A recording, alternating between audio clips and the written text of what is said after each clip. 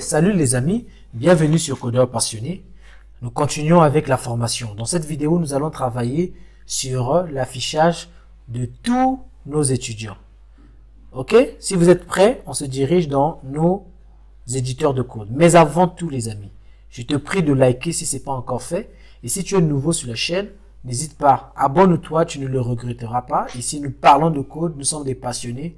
Donc, c'est vraiment la famille. Je t'invite à t'abonner parce qu'il y aura beaucoup de choses que nous allons partager ici. Les amis, nous nous retrouvons au niveau de notre code où nous allons donc débuter ici. Lorsqu'on clique sur tous les étudiants, remarquez, je n'ai pas grand-chose qui s'affiche.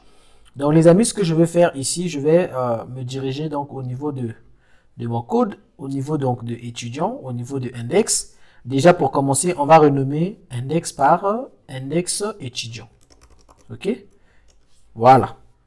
Et ici également, on va renommer par edit étudiant. Voilà, donc vous renommez jusqu'à create étudiant ici. On va également faire la même chose au niveau des contrôleurs. Donc, on va chercher étudiant contrôleur. Et ici également, vous allez faire la même chose. Voilà. Ensuite, les amis, une fois que ceci est fait, donc on revient au niveau de index étudiant. Donc, on va juste venir copier un peu le code de index ici. On va juste copier la partie du tableau. Donc, on va voir au niveau donc de cette row, on va copier toute cette partie-là de content qu'on viendra coller donc au niveau de index étudiant ici, donc sur la partie content. Et on va quand même modifier parce qu'ici nous n'avons pas tout ça. Donc, on va faire quand même un peu de nettoyage. Donc, on enlève toute la partie qui est dynamique, sachant que nous n'avons pas tout ce contenu. Et ici également, on va changer. Donc, là où nous avons niveau scolaire, nous aurons étudiant. OK? Avec S. Et ici également, nous aurons étudiant au singulier. On aura étudiant. Donc, ici, on aura étudiant nom. Donc, ici, on va faire à la fois le nom et le prénom. Laisse-moi regarder la migration étudiant. Donc, on avait nom, prénom, sexe, âge et puis le niveau scolaire ainsi que la photo. Donc là, on aura ça. Donc, on va déjà préparer. Donc, on a nom et prénom. Ensuite, on aura. Laisse-moi regarder au niveau de la base de données. Donc, au niveau d'étudiant, on a nom, prénom, sexe. Donc, on aura le sexe. Alors, je suis pas d'accord. Je suis pas fan que l'on puisse afficher tous les propriétés de l'étudiant au niveau de la table. Donc, on aura juste le nom et le prénom. Et puis, on aura le niveau scolaire. Pour plus de détails, eh bien, il faudrait cliquer sur la partie aperçu. Donc, ici, le niveau scolaire. On aura également étudiant, donc niveau scolaire, niveau. Je vais d'abord me diriger au niveau du modèle étudiant pour regarder la relation que nous avons. C'est niveau scolaire avec underscore. Donc, je vais vous montrer comment matérialiser ça. On aura niveau scolaire, point, le nom du niveau scolaire. OK? Donc, ici, les amis, ne vous embrouillez pas. Nous sommes en train de préparer ce que nous aurons. OK? Donc, il n'y a rien de bien compliqué. Ici, nous aurons donc étudiant. Et ensuite, on aura niveau scolaire. Niveau scolaire. Voilà. Donc, on enregistre, les amis. Alors, il nous dit que propre n'existe pas. C'est pas grave, nous avons bien compris. Donc, on va cette fois-ci ajouter la partie script. Donc, on fait notre setup. Et ici, on va créer donc notre variable propre. On fait un define propre. Voilà. Et ici, on va dire... Parmi les propriétés qu'il attend, on attend étudiant. Étudiant ici. Donc, on va copier plus ou moins la même logique qui était ici. Donc, ici, c'est un objet. On va aussi le garder en termes d'objet. Donc, on va dire, ça sera un objet. D'accord? Ça sera un objet.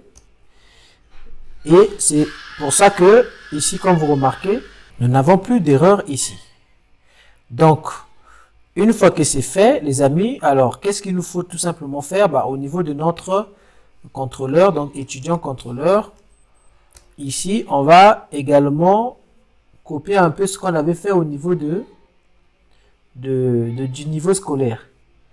Donc, ici, qu'est-ce qu'on a fait? Bah, on a tout simplement paginé et puis on a envoyé la valeur. Donc, c'est ce que nous allons faire ici également.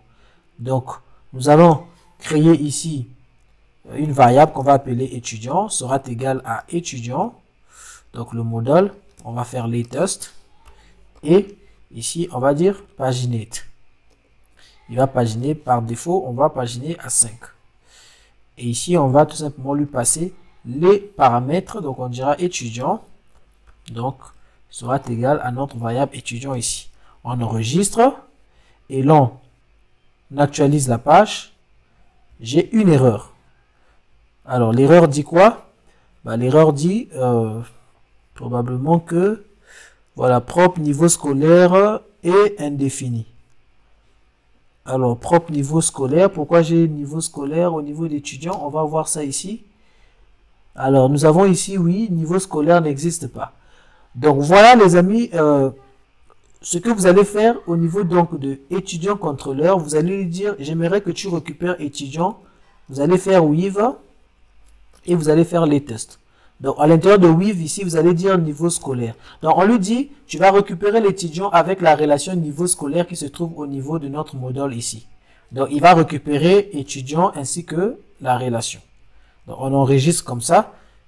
En faisant ainsi, les amis, c'est ce qui va nous permettre à ce stade de faire étudiant.niveau scolaire. Donc, j'enregistre, je reviens ici, j'ai toujours une erreur. On me dit que la propriété niveau scolaire n'existe pas. Je crois que je dois avoir une erreur quelque part ici. Quelque part. Ah, au niveau de la pagination. Donc, au niveau de la pagination, on va copier étudiant et on va remplacer partout ici par étudiant. Et il nous faut aussi, donc on va enlever le create niveau scolaire là, on n'en a pas besoin. Et on va également importer la pagination. Donc, on vient ici, on fait import pagination from, oups, j'ai dit import pagination vue, donc on enlève la partie vue là. Ok, on enregistre et on vient ici, on actualise. Voilà que nous avons nos étudiants d'une part et nous avons le niveau scolaire de l'autre côté. Voilà les amis, nous avons déjà la liste de nos étudiants. Donc, de façon très simple, nous avons déjà la liste. On peut, vous voyez qu'on peut paginer, on peut naviguer là, aller sur précédent, on peut revenir là. Tout fonctionne correctement. Donc, à ce stade, il y a juste quelques petits nettoyages que je vais faire là. Je vais ajouter le bouton ajouter un nouvel étudiant ici. Donc, c'est ce que je vais faire là. Je vais juste venir au niveau de create niveau scolaire et je vais copier le bouton qui est ici.